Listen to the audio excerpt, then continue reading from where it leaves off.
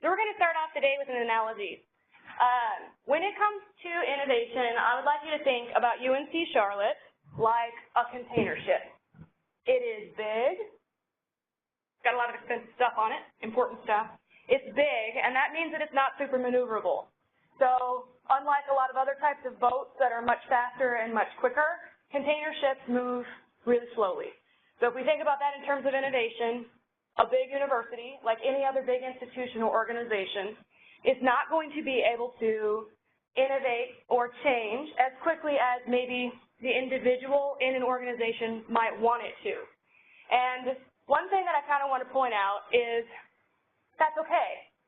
It actually makes sense that a big institution like a university can't change that quickly. What this is showing you is 85 big institutions. The cargo container ships represent universities, and the other 15 represent other types of institutions in the United States. Clark Kerr, the former president of the University of California system, made the really great point that only 85 institutions in the Western world established by 1520 still exist today in recognizable form, and 70 of them are universities. So it's actually quite impressive that so many of our universities are still around today, still viable, still providing services when so much has changed. That is indicating that maybe a university's reluctance to change very quickly is a good thing.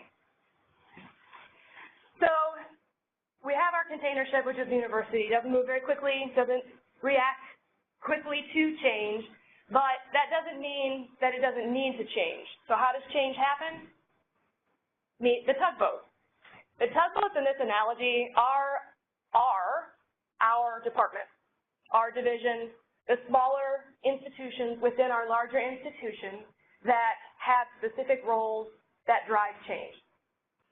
It's obvious with this particular analogy that we all need to pull in the same direction.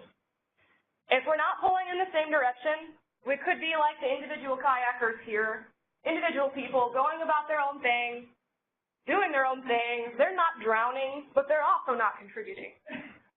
You could be like the yellow tugboat here in the corner that thinks that it's doing super awesome things, and they're always very busy, but they're not really contributing at all to the university and where the university is headed or where the university should go.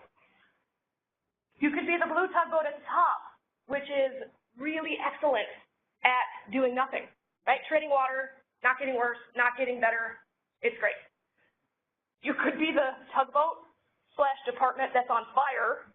I don't think any of us want to be the department that's on fire. It might be exciting, but overall, they're not contributing to anything. So you could also be the purple tugboat here in the front that is, swimming along with the current. They're with the university. They're headed in the same direction. They are ready to step in and pull whenever they are asked to. They are not rocking the boat. They are being effective in their own right, doing the things that the university needs to have done. They're sticking there. They're ready to step in and lead initiatives and move the university forward. So with this sort of analogy, we can see that large organizations like universities are complicated. Obviously, we have different levels within the institution that are going to contribute to change or not contribute to change. We have individuals, like our little kayaker, that are maybe successful in what they are doing personally, but not necessarily at the university level. So we're looking at this, and it's like, okay, innovation can be hard at a big institution because it's got a lot of moving parts. Other reasons why innovation is hard. You may be familiar with Everett Rogers' work on innovation. This is the diffusion of innovation theory. Most people, when it comes to adopting innovations, follow the standard bell curve. They're in the early majority or the late majority. They want to make sure that something works before they adopt it, or they're okay when they're made to adopt it because they know that it works. So that's sort of the two. I'm right here. I'm not an innovator. I don't invent things. I don't come up with new technologies. I often don't come up with new ideas, but I will be the first to adopt a new idea once the innovators have figured out why it's broken, how to make it better, how does it work, and then I will use it. The same thing comes with, like, change. I'm very comfortable with change. I'm very adaptable to it. However, I do always want to know why. Why are we doing it that way? And if I were just, like, on the very front end, I would be okay with whatever change. Like, yes, different, new, but I'm not okay with that. I want to know why. So that puts me here. So I'd like you to just, think for a second, where are you at on this? Does being involved in the kind of department tugboat that we are on mean that we are farther in one way on this scale than the other? And then how does that influence how we interact with other people in the university? Where are they at? And obviously all of you are like, my faculty is the one that's claiming the earth is flat, right? That means something for how we interact with people. Other things that affect our ability to innovate. The attitude that if it's not broke, don't fix it. This is one of the things that is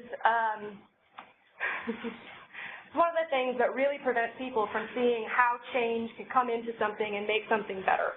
And if you think about universities, this is probably a mentality that holds true in a lot of big institutions. We were just talking about Harvard and Stanford and UNC Chapel Hill. They've been around for a long time. And Jessica, you even said, just because you've been around for a long time doesn't mean that you're doing what you're doing great. It's a logical fallacy appeal to tradition. Yeah, so appeal to tradition, that's exactly. So that will stand in the way of innovation. Remembering that not always do universities have to innovate, right? Like just, it's a big institution, we got to be careful with it. But if we are wanting to move forward with something, this is an attitude that could stop it. We're already awesome. Obviously, why would you change something if you already thought you were amazing, right? And this one makes me laugh. We don't need to innovate. We have money. You've heard the saying, necessity is the mother of all invention, right? There's a reason why community colleges are often touted as the most innovative institutions in higher education. It's because they're broke. And when you need to fix something and you don't have any money, you have to be creative to do it. When you have money, oftentimes the temptation is just to pay to make the problem go away. Our students aren't succeeding? Well, let's hire 100 new advisors. That'll solve everything. Except for you're not really looking at what may be contributing to the problem, and advisors might not help it. And then this one's really logical. If it doesn't work, we'll look at, right? So fear. The fear of failure is a big reason why we're not innovating. And remember that fear is probably a good thing when it comes to the big institution, because we don't want, the big institution ramroding, somewhere making decisions that don't work out. Okay, so where does that leave like us with you? We know the institution is big, that it's hard to change things. We've got all these enemies of innovation. So where does that leave you? Well, hopefully that's not you. In your kayak, being dragged behind the container ship, believing that if you just paddle a little bit harder, you will be able to make a difference. What's likely to happen there is that the wind will change direction and the cargo ship will crush you. You cannot survive here. Maybe this is you. If this is you, you may be a little bit more effective if the tugboat is not running, and if the wind is blowing in the same direction that you're paddling, you may think that you're having an effect. Maybe. Hopefully, this is you. You are on board with your department, within your unit, within your division, within the university. So the U, egg yolk, down there at the bottom. That is where you are at within the hierarchy of the university. And the whole point of this presentation is to share with you that that is where you need to live. So how do you do that? How do you be effective within that space?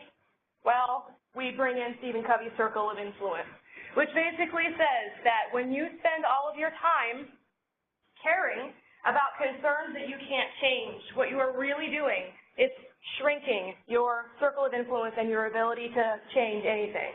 Instead, if you focus on the things that you can influence, eventually that circle of influence will grow and it will shrink these things that you can't change.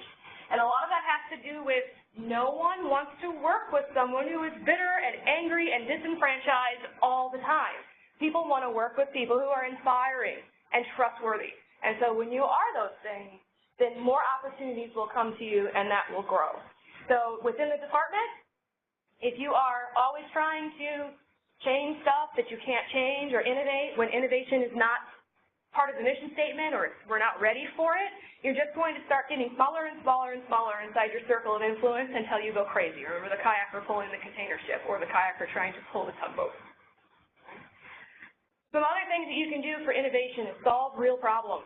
Right? So many times in the world we hear about solutions that come out that are actually solutions for a symptom of a larger problem, and we never actually address the larger problem. So design thinking is a really great mindset for helping to combat this solving of not real problems. So design thinking in particular emphasizes empathy with an audience, and not shallow empathy with an audience, not coming up with ideas of what to do based on a stereotype or an assumption that you have about a particular audience, but truly asking, what does this audience need? What do students really need to be successful at this institution? What do faculty really need to be successful in their jobs? And a lot of times it's not the answer we want to hear, right? We can't just say, like, oh, well, faculty need more training. Obviously that will solve everything. Well, actually, faculty need more time. They need more institutional support. They need a better culture around teaching. All of those things will not be solved with one little solution. It's going to take more than that. So just making sure that you're solving a real problem. And then starting small, building towards something big. Rome wasn't built in a day. And if you think about our analogy, when a tugboat starts off pulling a container ship, they don't go full throttle right away. They're going to build it up until they are reaching like a speed. And this is important, too, because we don't want a container ship out of control, a cargo ship, something big like the university. They don't have brakes. And once they get going, they are a true force. So we have to be careful that we're taking things step by step. We're looking. Doesn't mean not looking at the big picture. It just means breaking things down so that we can get feedback as we go. Also, aligning yourself with the mission of your team and your university. Departments that are out of alignment with the university aren't really contributing very much. People that are out of alignment with their department are not very contributing very much. They could be an awesome kayaker, but they need to live here. Something else that we can do to help us innovate is monitor the stories that we tell. So my mom is my personal hero, and the reason why is when I was 7 years old, she went in for a major back surgery. The doctors told her that it was likely she wouldn't walk again for 6 months to a year, if ever. My mom was walking the very next day after her surgery because the story that she told herself was not that she was disabled or that she couldn't. The story she told herself was, I refuse to be disabled. And now she actually suffers from pretty serious chronic back pain. And I've asked her before, like, how do you deal with this? Like, I have, like, knee pain, and I whine about it, like, every other day. My mom has such debilitating back pain that she can't walk for more than about half an hour without needing to sit down, and then she's done for the whole day. And I asked her how that didn't make her just the meanest person on the planet. And she told me that she wanted to make sure that pain did not control her life. And so she doesn't let it control her life.